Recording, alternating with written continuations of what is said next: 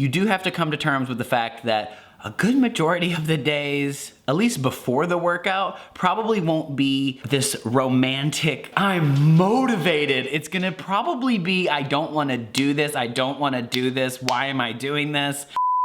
Happy 2019. Happy New Year. Welcome back to my channel. I'm Andrew. This is Fat Tuesdays. Fat Tuesdays is my weekly YouTube series where I document my journey to become not fat. And if you're new to my channel, I just hit my 1 year mark of doing Orange Theory. And it was pretty much the first year of my life I actually stuck with a fitness routine. I actually did it. If you wanna see that video, I'll link it up here. But today's video is gonna be about what I learned. This is how to become not fat in 2019.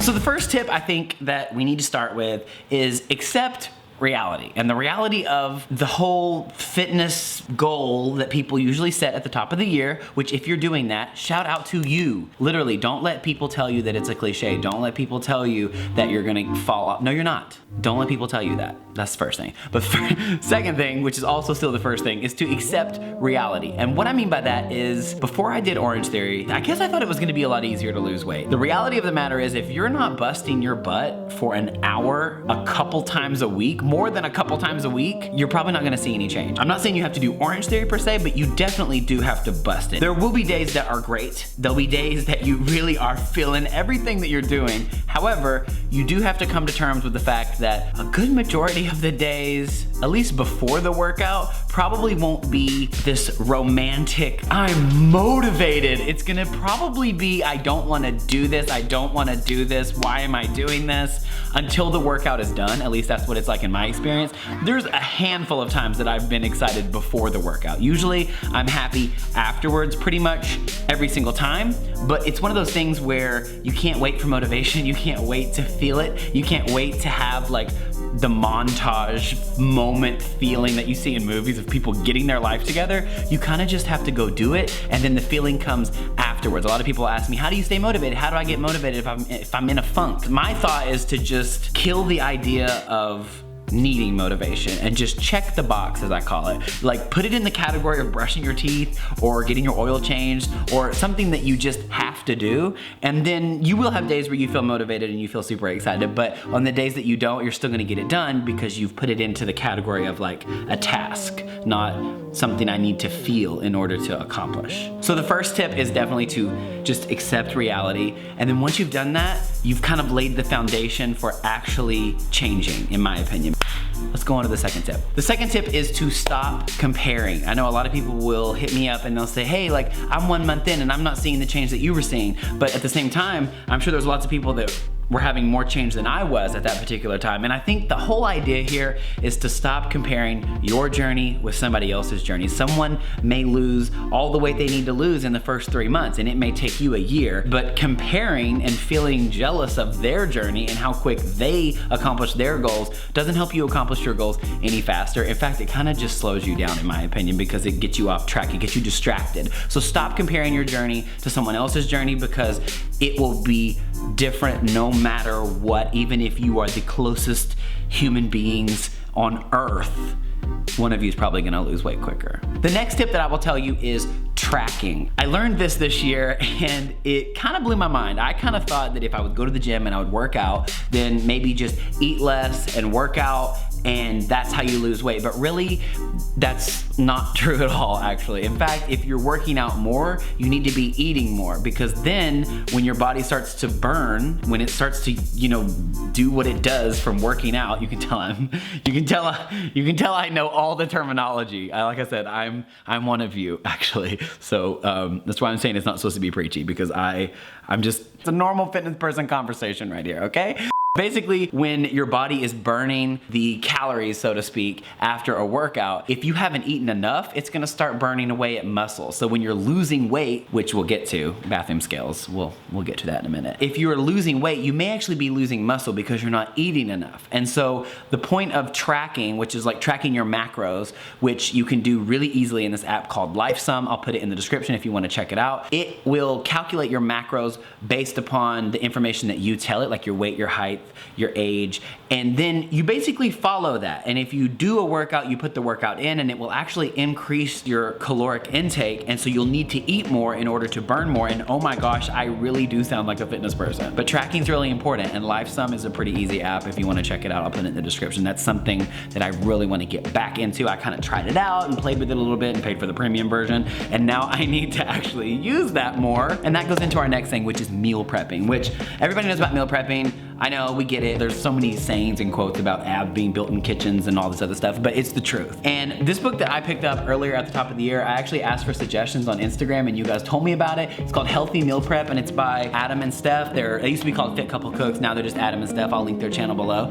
And this book is great, actually, because it's good for me because it tells you exactly what you're gonna need. It gives you shopping lists. It shows you what they're gonna look like in the jars, which for me, I need this simplicity, and this book right here has changed my life. And I know a lot of members of the Fat Tuesday fam have this book now, and they can attest to the fact that it makes it super simple and super easy. So I'll link that in the description as well. And shout out to Adam and Steph. I actually became friends with Adam through making YouTube videos and him seeing my stuff about, you know, his cookbook, and he's just a really great guy. And I actually have a video that he was in. I'll put that in the description as well, and you can check it out. But track your macros, track your food, and prep your food. Okay, so the next thing is something that I kind of invented. It's not rocket science by any means, but I call it the sandwich. And basically what the sandwich is a sandwich allows you to enjoy moments to the full. For example, let's say Thanksgiving is coming up.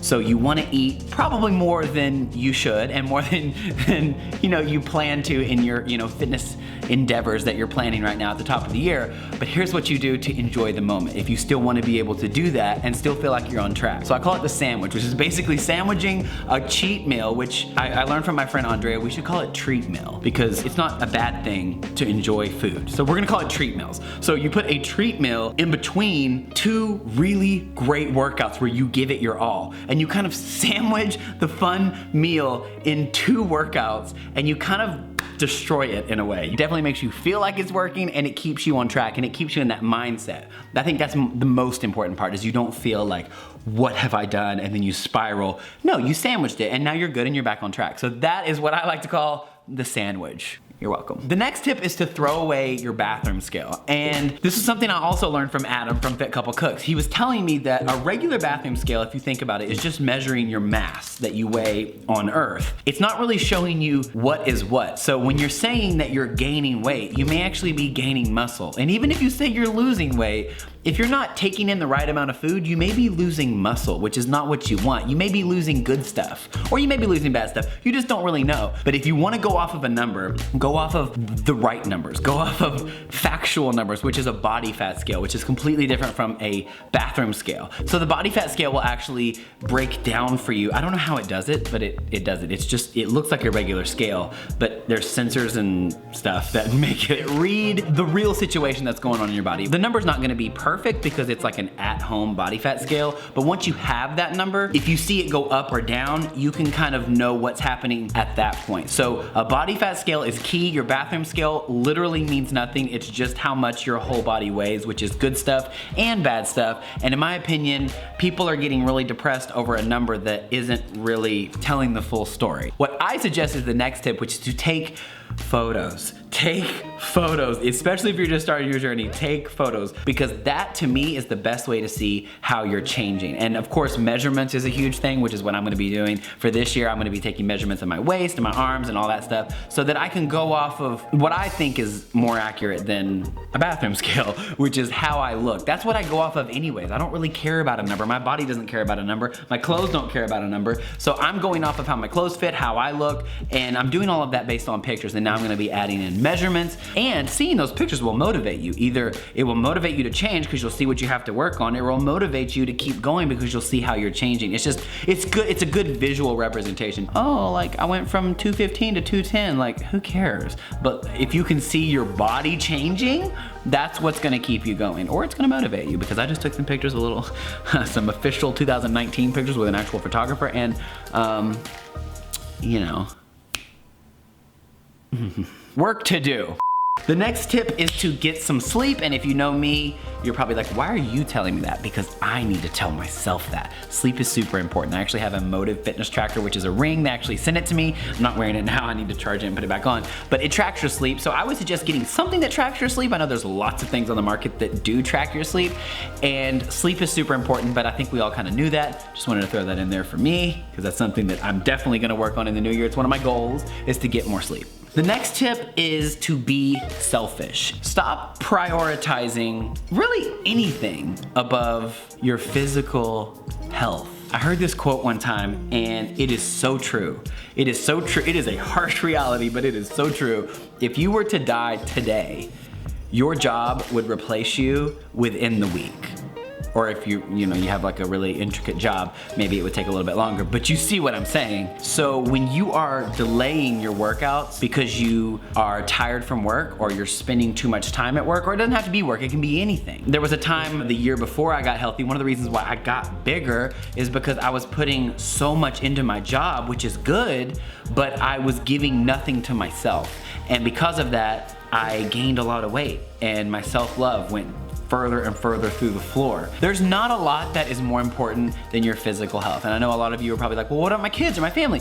And I mean, you know what I'm gonna say here, like that's how you live long, to actually be there for them. So it's really not selfish, it's really smart. It's really an act of love for yourself and for everyone that you love. And I mean, there's nothing more to say. I mean, that's the truth. You've got to be selfish. You have to be aggressive with how you make sure this fits in your day. And my hack for me is I like to go in the mornings before, like super early, before anybody needs me, before anything has to be done. It's my time, and no one even wants to bug me because most people aren't even awake. Or go at night. I know a lot of people have different schedules, so find a time for you that is reserved for just you, and be super protective of that. So I'm gonna run down some quick ones here that I know are super important, to me at least. And number one, get you some good workout clothes. The whole like mowing the grass look isn't helping anything. It's not helping you feel confident, and sometimes it's probably not even helping you get a good workout. You kinda need good workout clothes. Spend a little money on it, it's worth it, and it gives you some confidence. Focus on small goals, okay? I know we all have these big aspirations. Like for me, I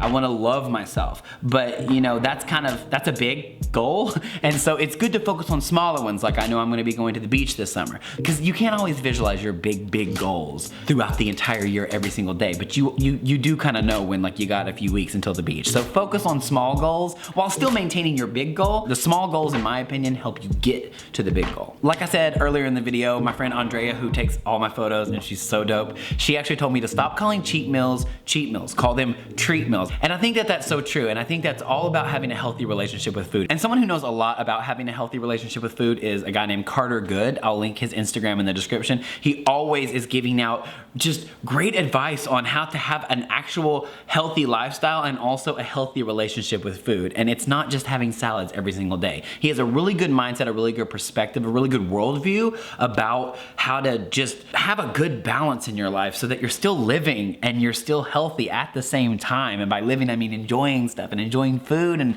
your life. That's important. That's part of living. You can't just shut everything down and be healthy. That's to me not even healthy. So if you want to check out his Instagram, I think it's pretty dope, and I'll put it in the description. Also, the Fat Tuesday Fam Facebook page, if you guys are not a part of the group, you totally should be. Like I said, I post videos on Fat Tuesdays, and through posting these videos, the Fat Tuesday Fam has formed, and there's a Facebook group now, over 4,000 members of people just sharing their day-to-day journeys, their before and after pictures, progress, what they're eating, how they feel before they go into classes. It is truly, I think, the most positive place on the internet for fitness people, and if you want to be a part of the group, it's private. Now you've got another layer of accountability. You've got another support system for your journey, which is super, super important. And I would say the biggest and hardest thing that I have learned over the course of this year of getting my fitness together is self-love starts like right now. Even if you haven't even stepped foot in the gym yet, you have to start working on self-love now. Like for me, for example, I've lost weight, my body has changed, but I haven't done a lot of work on the self-love, so I'm kind of still feeling the same about myself and about my body.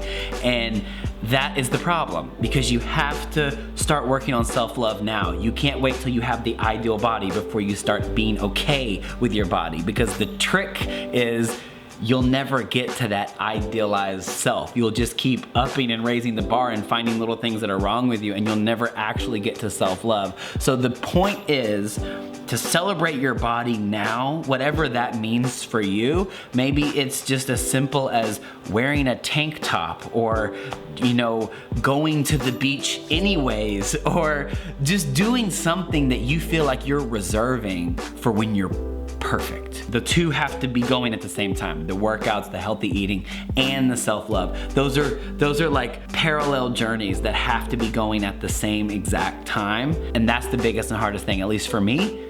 And that goes back to just knowing what you're in for when you set out to become healthy or fit, is just knowing that you gotta start working on that now. So the year is fresh, it's a brand new year, and I know that a lot of people make goals to become healthy at the top of the year, and honestly, before this last year, I was that person every single year who would make that same goal. And I know what it's like to feel the pessimism. I know what it's like to feel it from other people about me, but also my own mind telling myself, like, you're just gonna quit, you're gonna give up just like everybody else does. Like, it's kind of like the cliche joke that everybody talks about. And what I want to tell you is to just accept the reality that those are thoughts and those are opinions, but they don't have to be your truth.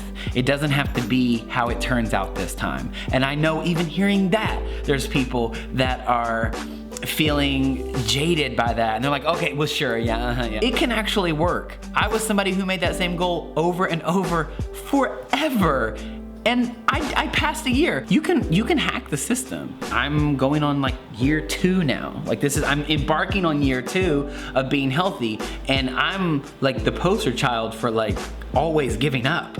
And let me just tell you this, because I think this is the biggest thing. If you start again and you quit again, you're just increasing the odds that you'll never do it. The best thing that we can do is to do just something, even if it's small, to make sure we don't increase those odds of giving up. If you're doing something, if you're doing even the tiniest thing, you should be proud of that. And you are a fitness person. If you're doing those things, you are a fitness person. Stop waiting until you've done it for a year. Celebrate it now, because even if you did one thing, that's more than what you did when you did no things. Is that inspirational? I mean for it to be. And Happy New Year. Happy 2019. Subscribe so you don't miss my next video. I post every Tuesday. And on Sundays we go live right here with the Fat Tuesday fam. And I will see you guys in my next video in 2019, a fresh new year. I love New Year's. It's like my favorite holiday. It just feels good. It feels fresh. And I'm excited for a clean slate.